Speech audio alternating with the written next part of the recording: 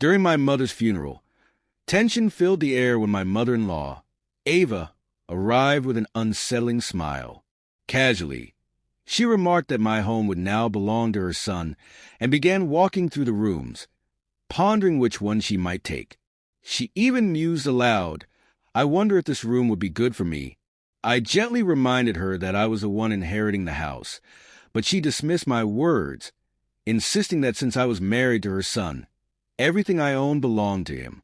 "So, in a way, this house is his, right?" she said cheerfully. Her attitude felt out of place, especially while I was grieving. She even suggested we should start getting along better, as if she was planning to move in soon. The claim she made over my family home felt intrusive, as if she were stripping away the last connection I had to my parents. At 44 years old, I had almost given up on marriage by the time I was 41, but then I met Jack, who is 5 years younger than me. We connected through a mutual friend, and he always respected my opinions. When we planned our honeymoon, he initially suggested Europe, but when I preferred the Maldives, he happily agreed. However, things became complicated when Jack mentioned his mother wanted to live with us due to his father's declining health. Though I understood their situation, Jack and I had agreed before marriage that we wouldn't live with his parents. I reminded him of our agreement, and he assured me he would talk to his mother. Through this experience, I realized I needed to stand my ground to protect my family home.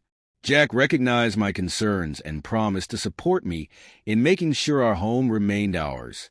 Losing a loved one is always difficult, and meeting someone like Jack brought happiness, but also an undeniable sense of loss.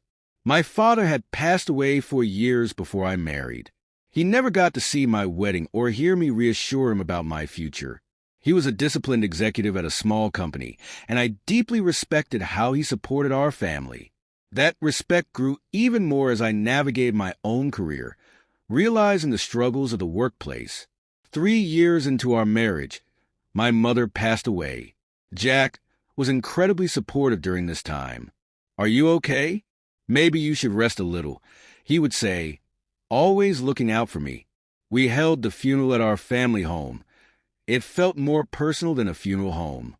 Having Jack by my side during such a painful time gave me comfort, and I was grateful for his care. However, things took a turn when Ava arrived. She offered her condolences, which I accepted politely. Our relationship had always been distant, since we didn't live together and only saw each other occasionally. That day, she seemed unusually cheerful, which felt unsettling.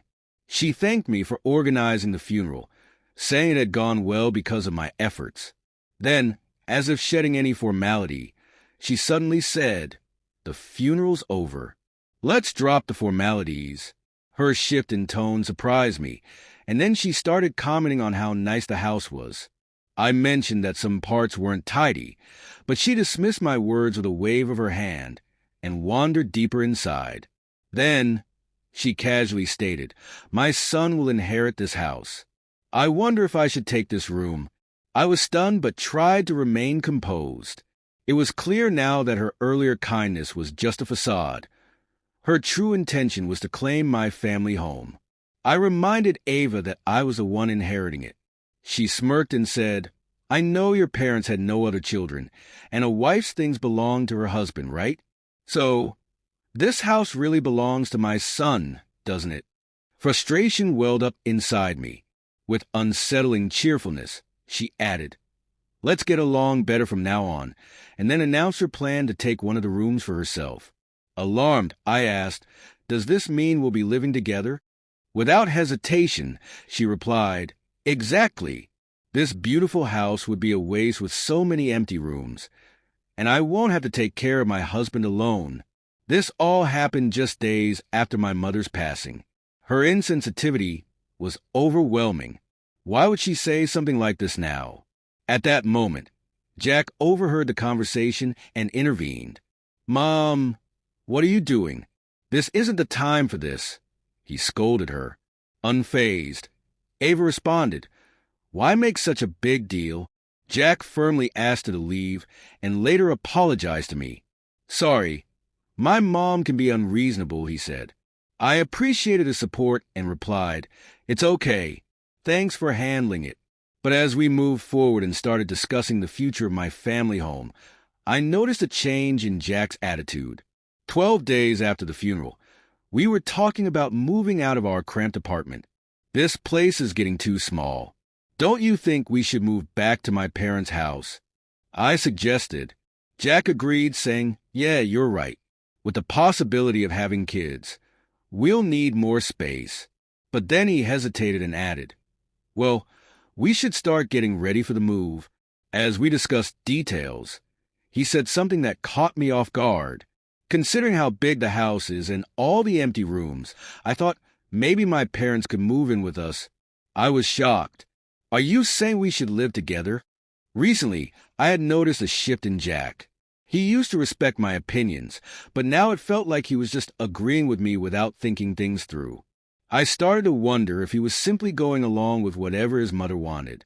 His willingness to accommodate her was becoming more obvious, and it made me question whether he was still the supportive partner I had married. I reminded him, "Haven't I told you that we're not living together?" His usual response was, "But Mom keeps insisting." I brought up how he had stood up for me at the funeral. "You opposed living together then, didn't you?" "Yes," he admitted. "I was upset about how she barged in, but that doesn't mean I'm completely against living together. I just didn't think such an important decision should be rushed." At the funeral, he had seemed to back me up, but now I was realizing that his feelings might be more aligned with his mother's. He avoided making firm decisions, possibly thinking that staying neutral would keep him out of trouble. This was frustrating. I'm completely against living with someone who walked into my parents' house during the funeral and acted like they owned the place, I said. "Please make sure your mother understands this."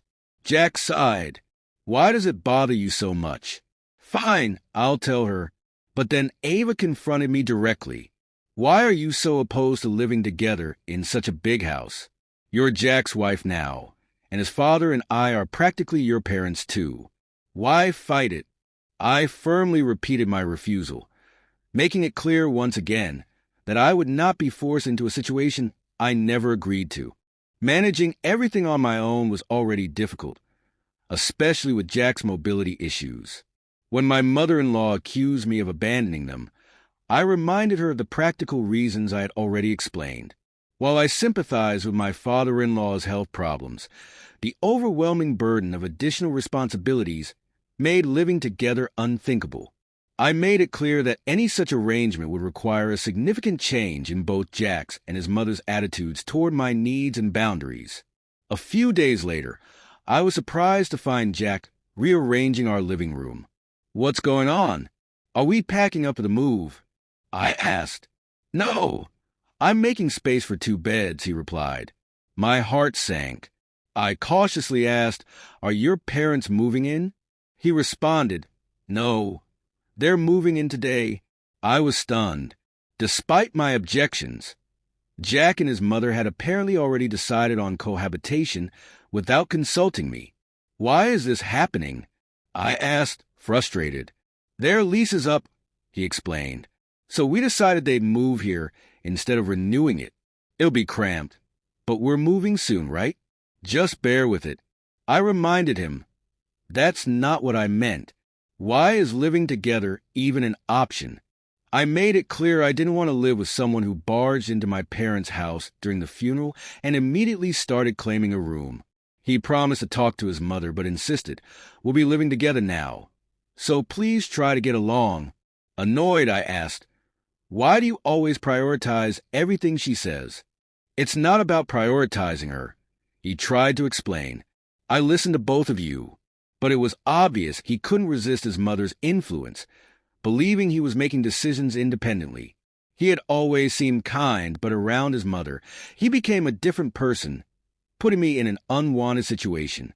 As my in-laws settled into our already cramped apartment, my mother-in-law immediately began complaining about the conditions. I apologized, saying we'd manage until we found a bigger place. My father-in-law, Peter, seemed polite at first, But it quickly became clear he would follow his wife's lead, turning into yet another person who simply went along with her wishes. A few days later, my mother-in-law asked me to run an errand for her, a small task, buying a medicated patch. Though trivial, it added to my growing frustrations. As the situation continued to worsen, the idea of living together became unbearable.